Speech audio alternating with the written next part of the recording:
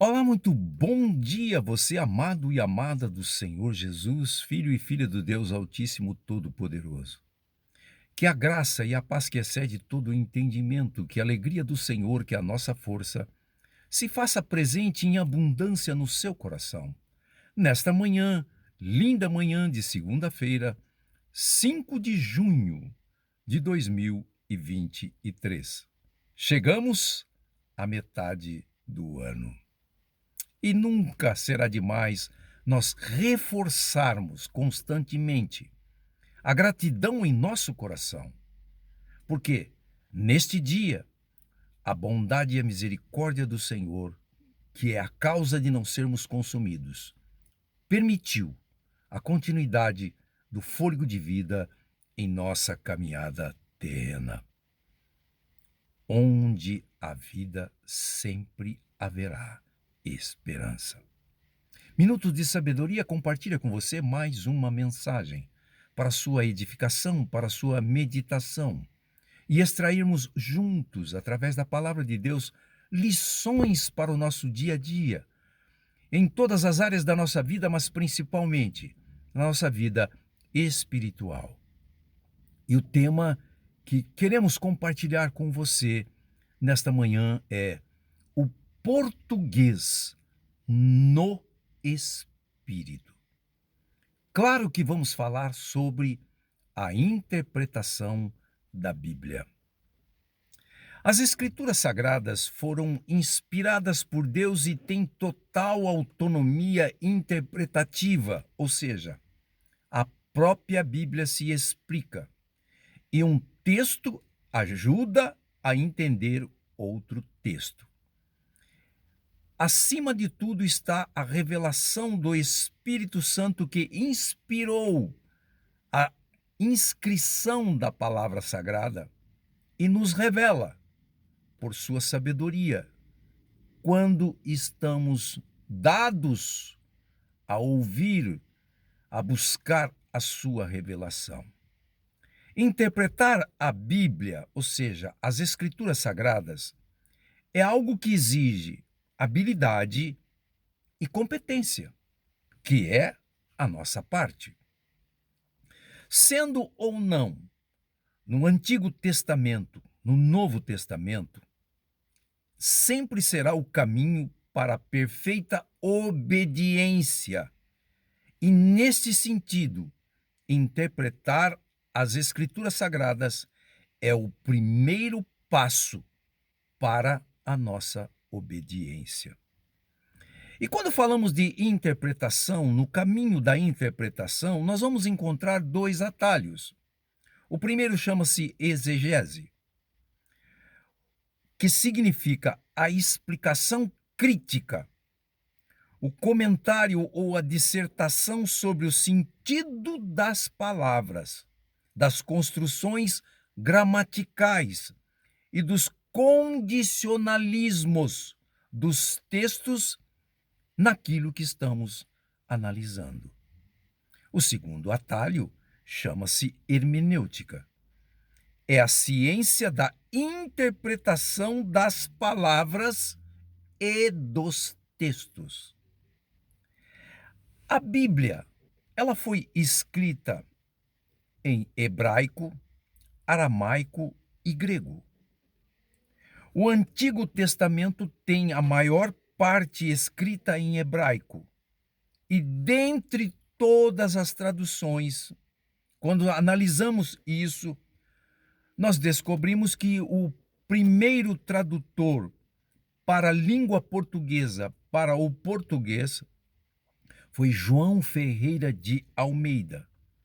Nasceu em 27/10/1628, na cidade de Torre de Tavares, em Portugal.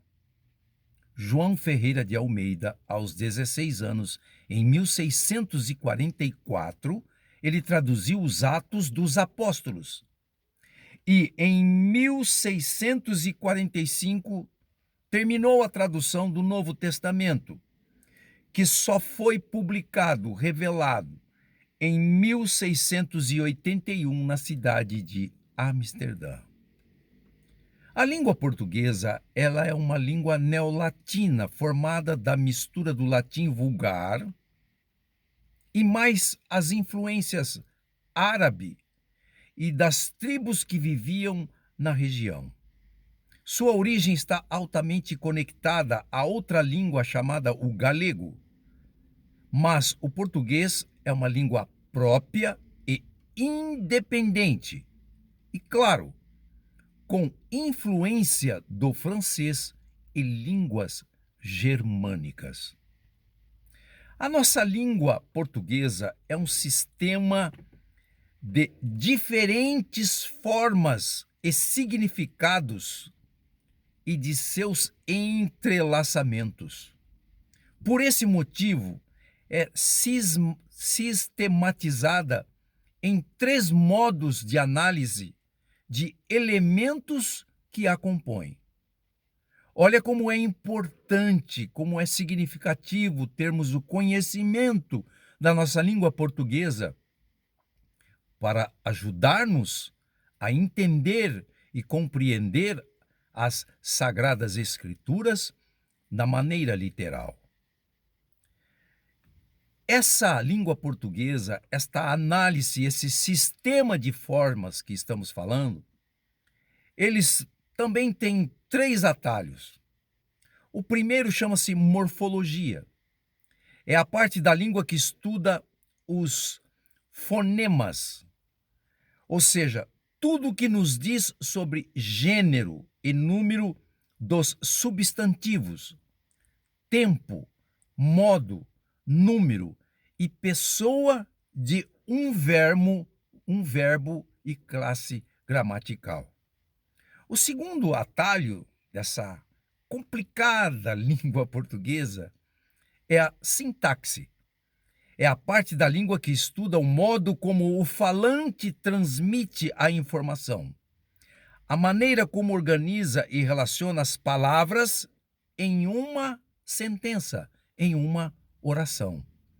E o terceiro atalho é a semântica, que é a parte da língua que estuda o significado das palavras, os sentidos que elas podem tomar de acordo com o texto. Se não prestarmos atenção nisso, uma palavra ou uma oração pode ter um duplo sentido.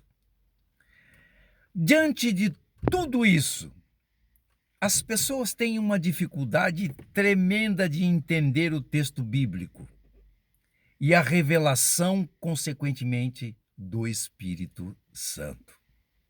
Minutos de Sabedoria, então, se propõe, baseado, ou seja, orientado, sempre na palavra, na inspiração do Espírito Santo, a partir de uma série de mensagens, como citamos o tema, o português no Espírito, trazendo alguma explicação de uma forma simples da língua portuguesa, mas transformando-a em uma parábola espiritual.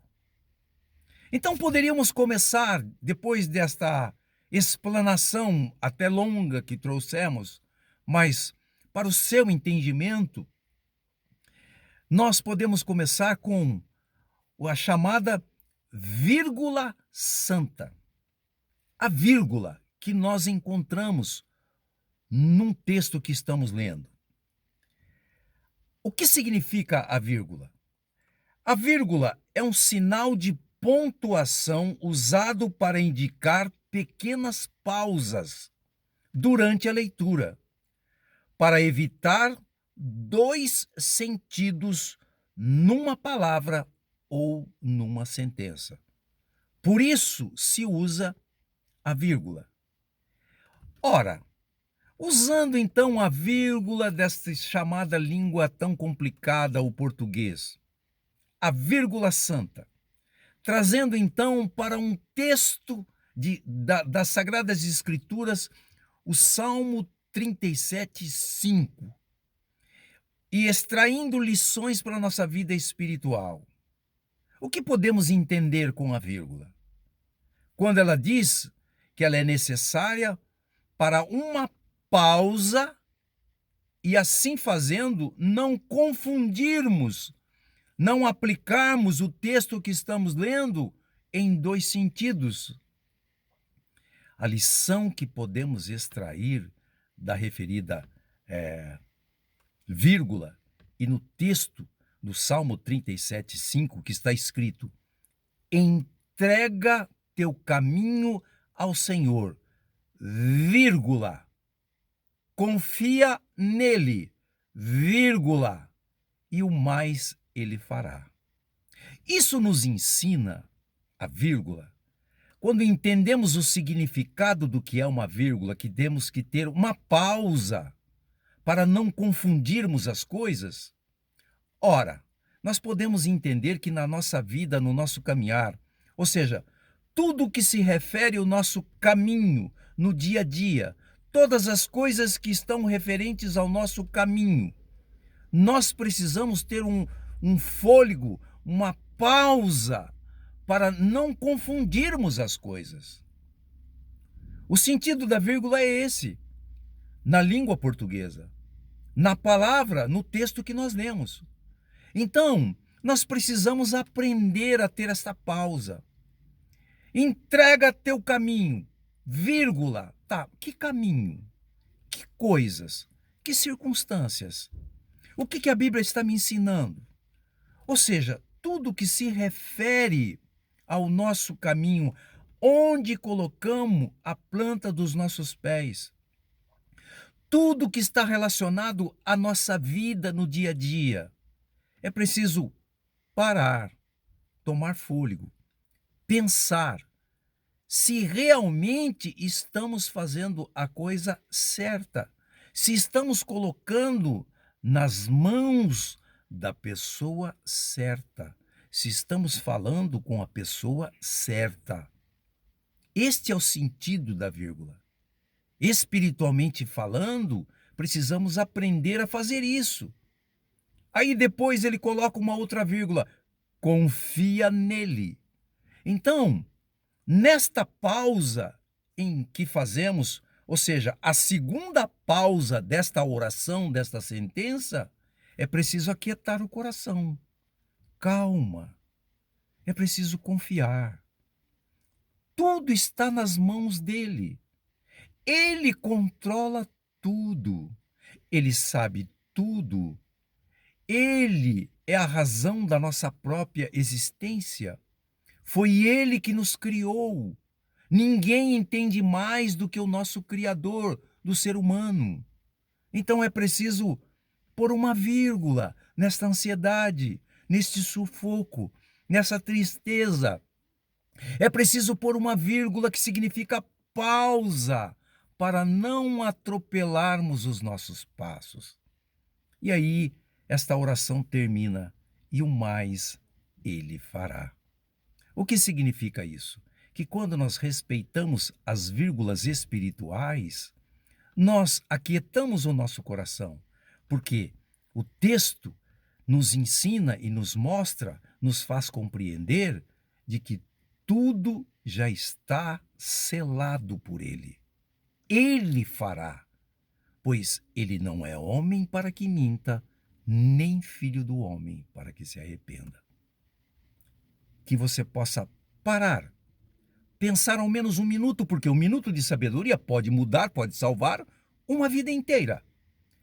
Pense na vírgula do português quando você estiver lendo as Sagradas Escrituras, e na vírgula santa, que nos ensina a termos calma, a termos prudência, a descansarmos, a tirar a ansiedade que inquieta o nosso coração e confiar nele. Que o Espírito Santo que habita em nós possa nos trazer a convicção desta palavra e o ensino e a compreensão desta palavra. E a partir de hoje, todas as vezes que estivermos lendo um texto, prestarmos atenção na vírgula santa. Deus abençoe você, rica e poderosamente, em nome de Jesus.